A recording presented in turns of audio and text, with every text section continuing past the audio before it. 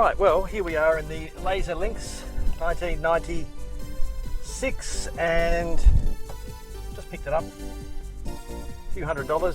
Let's take off and see how it goes for the trip home.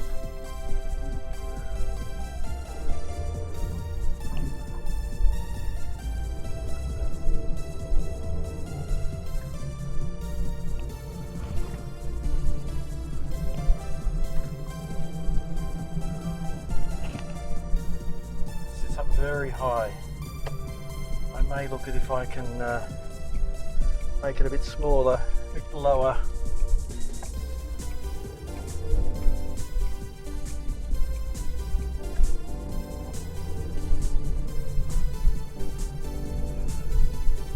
Hello. Pardon me? Oh no, I don't. I'd better get my permit organised. That would be a good idea. All right, I shall pull over in some shade.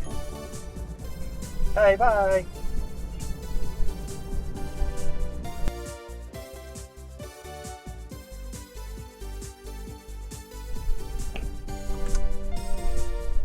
Right, well, now that I have a permit, I got to the end of the street and forgot to get it. So for a few hundred metres, I was, you could say, didn't have a permit.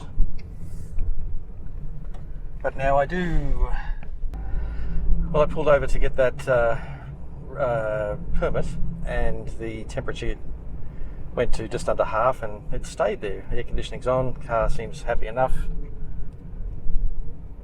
Initial first impressions are it drives very nicely. The ticking that was there when I looked at it yesterday to sort of give it the final look over,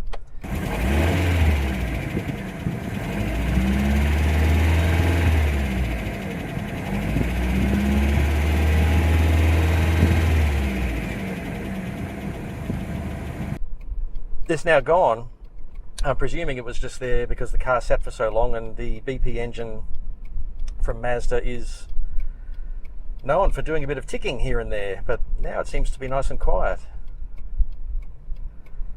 So this is a Ford Laser Lynx in Australia, otherwise known as a Mazda Neo or a 323C in Europe. And even those two versions of this car don't look like this one. This one has quite an unusual front headlight arrangement. And to sit in, it's actually a joy to look out the back of it, because in the cam back, which is the vertical back at the very end of the car, it's made of plastic. I can see the Saab emblem on my daughter, on the car my daughter is driving right behind me.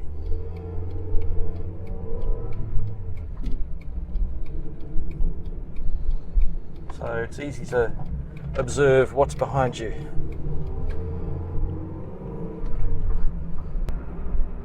Air conditioning's working fine.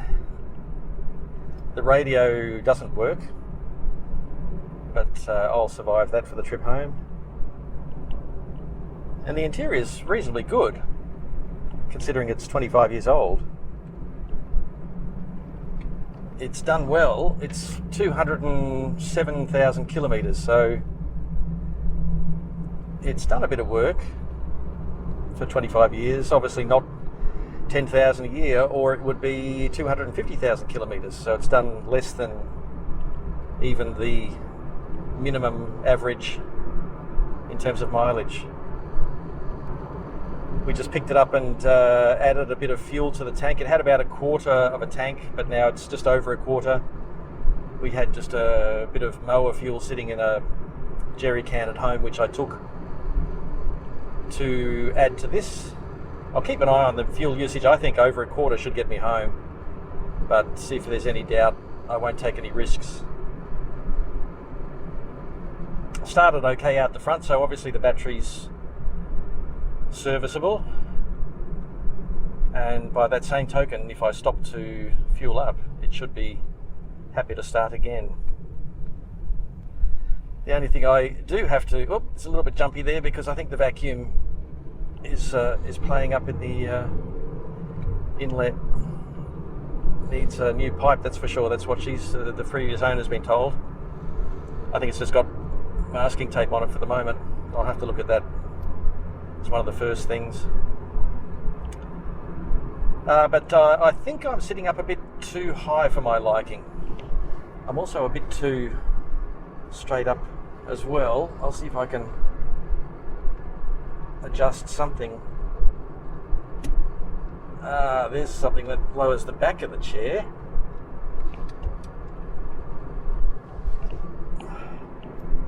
Which gives me some support under the calves, which is nice, and makes me sit down a bit lower. But the gear shift bushes are well and truly bushed. It wobbles around quite a bit when you try to select a gear. Quite annoying. Not that it's hard to select, it's just difficult to gauge where you need to be because it's not really guiding you in that well. Fifth gear, then I had a tiny bit of trouble. Certainly goes into gear very nicely. Would love to know who owned this car in the first place, because they were not cheap in the day. It was partly a problem with the Australian dollar against the Japanese yen. Meant that these were expensive. And the history of lasers had been that they were cheap and cheerful transport. Then this came along and said, well, I'm a sporty version, 1.8 litre and all, bigger than a lot of regular lasers. But here's the price you have to pay, and I think it was in the 30s for a tiny car, which is a hard sell. I do recall an ad in the newspapers after I bought my Seat Ibiza new, comparing the Ford Laser Lynx to the Ibiza GTI, and just saying, why would you pay 30 plus when for 27, 29, whatever the GTI was, you can have a Seat.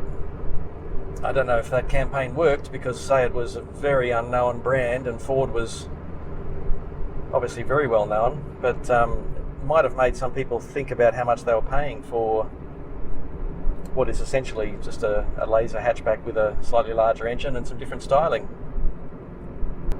The young lady who's just sold this owned it for about 5 years, she said, and in that time she's had clutch cylinders done and a radiator done, and the mechanic told her about the intake issue and did a sort of a temporary fix. That was only a few months ago, I think. Her dad, who was the only one home when we collected it, just said that he did the headlight globes a few months back to give her some brighter globes. So look, it's not been ignored, it's had some attention, and it's been serviced. In fact, I did get in touch with the person that serviced it to ask them about what they'd done to it.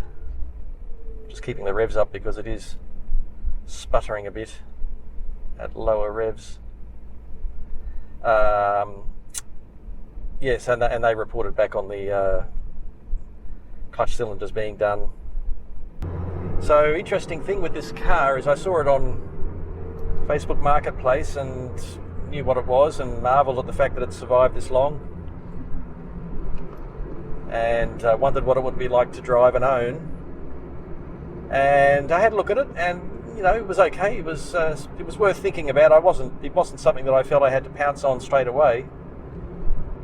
It was still a few $100s, and it does need a few things done to it. So it wasn't something I felt I had to rush into. And then I had a look at a couple of other cars just to give me a little project to work on, and they didn't seem to measure up to this for a sub $1,000 outlay. And I went back pretty much a bit over a month later from talking to the family about this car, and it was still there, and they said, come down and have a look at it. So I did, and I turned up, and here is the Lynx off the grass where it was on their front lawn and sitting on the street next to a park, and it had right here a big sticker saying police aware, and I don't know whether that's something that happens everywhere, but that means that someone has reported it to police as a vehicle that might be stolen, might be abandoned. Anyway, and it just basically tells everyone, yep, the police have been informed, don't bother reporting it. So I was trying to figure out what happened there, and she said, well, she backed the car out to allow her parents to take their caravan out, and left the car out on the street on what I described as a jaunty angle. It was, the back wheel was sort of half up on the curb. It wasn't parked like you would park a car that you were walking away from. It was parked like a car that had been left there and abandoned. So I think while the neighbours knew it was her car, somebody else in the suburb who walks through the park perhaps saw it and thought they should report it. And so she rang up the police, and they said, well, it's no big deal, just don't take the sticker off until you do something with the car, take it off the street or sell it or whatever, because otherwise somebody else might report it to us and waste our time looking at this car we've already investigated. So that was yesterday when I spoke to them, and today we went down. It still had the sticker on. Luckily, we brought along some terps and a little scratcher thing to take stickers off windows with a blade in it. And so we took the sticker off, and the car is now no longer a suspect, except for the fact it doesn't have any plates. But that's another issue that will be remedied once it's back on the road. I do have a permit to move it as an unregistered car. So yes, quite an interesting backstory to inspecting it and picking it up. Well, it's turning over about 2 and a bit at 80 k's an hour, 2,250 revs, which is pretty good. I'm hopeful that 100 it might even be sub 3,000 revs, which is very good for a small 4-cylinder. Some of my other cars would do well over 3,000 revs at 100 k's. Bit of noise from the tyres and the road. Doesn't sound like it's bearings, but that's something I'll check. I think it's just this car's a big bubble from the 90s, and any noise that makes it in will reverberate around inside the bubble. So on the dashboard, all I've got is temperature, fuel, speedo, tachometer, warning lights either side, just a very, very old green LED clock. What have I got here? Demister, brightener for the dashboard when you've got the lights on. On the other side, you've got fog light, and then a blinker for a light that blinks for the alarm. I presume it's got an alarm. It certainly does have a keyless remote to get into it. And then on the doors, it's just a couple of controllers on this side for the 2 windows that open, the back ones don't. Mirror controller, and the trim is just starting to come off. Maybe if I lift up part of that armrest, I can clamp down on the trim the cloth trim that's moving, and glue it down again. I don't really want to take it off. I think that'll make it look less inviting, because it won't match up with the at the moment it sort of matches up with the cloth trim. Seats are quite nice, hugging me around my ample middle. I could put the headrest up a little bit. It's got driver's airbag, passenger airbag.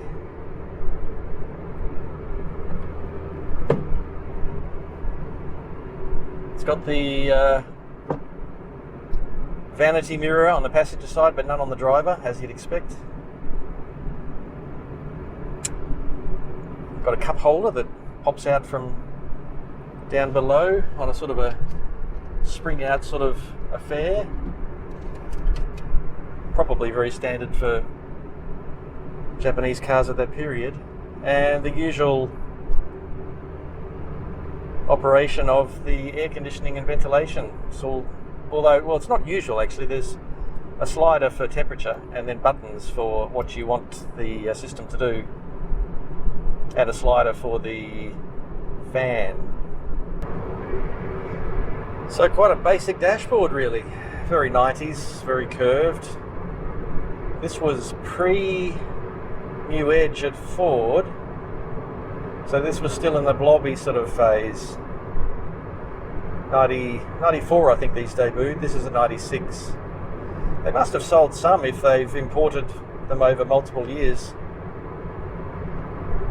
They're just not something that you see come up very often, but people on Weird Car Twitter will often exclaim when they see one. Laser Lynx, haven't seen one of them for years, which obviously you can say about a lot of cars from the 90s now, but this was never a volume seller in the first place. Okay, wish me luck. We're on to the highway. Right. Oh, I don't know. We're heading up towards 3,000 revs and we're at 90.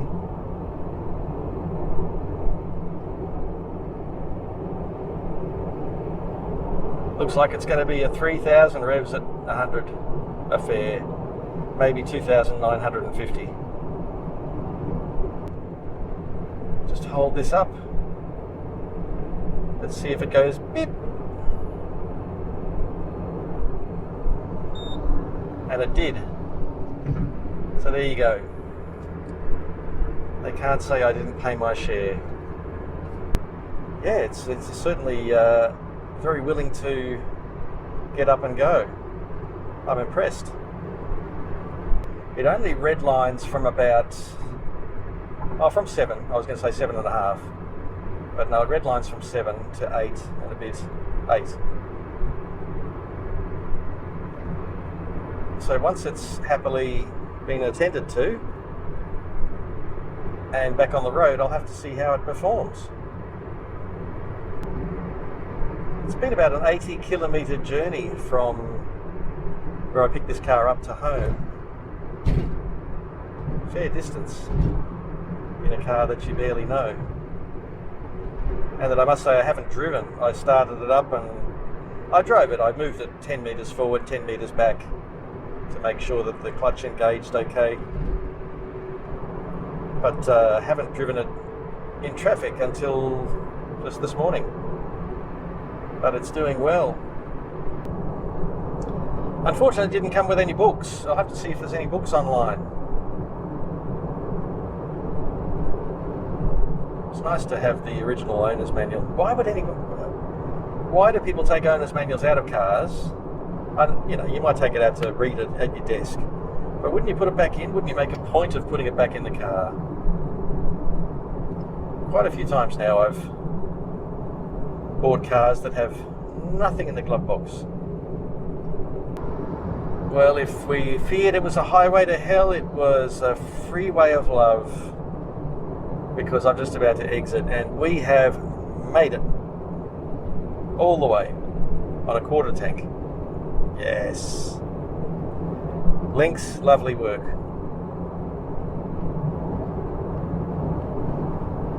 Ooh, I just noticed it's got fancy horn buttons on either side of the airbag. Time for a test.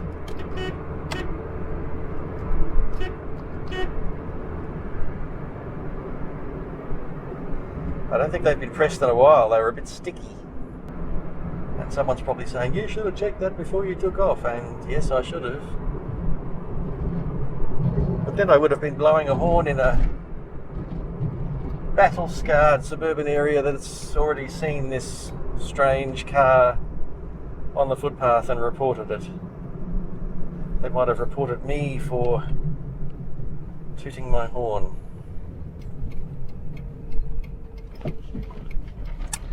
Made a bit of a thunk-thunk there where I went over the end of the street. Maybe that's a sign of unhappy shock absorbers. We'll see.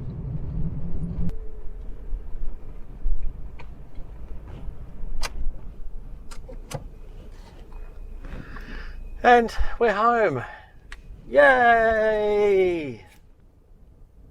I knew you'd be excited. And fuel lights just come on. There we go. Turning off and turning off.